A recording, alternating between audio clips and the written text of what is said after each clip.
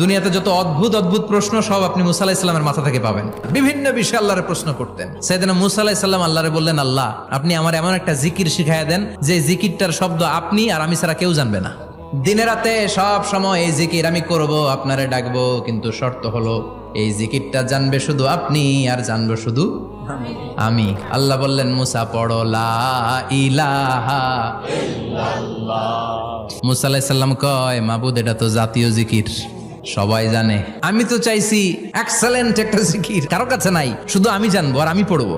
আল্লাহ বললেন, মুসা এই লা ইলাহাকে যদি এক পাল্লায় রেখে দাও, তাম বিশ্ব, 7 আকাশ 7 জমিনটারে তুলে যদি তুমি আরেক পাল্লায় রেখে দাও, লা রাজাহাত কাফাতু লা ইলাহা ইল্লাল্লাহ, মুহূর্তের মধ্যে লা ইলাহার পাল্লা ভারী হয়ে যাবে।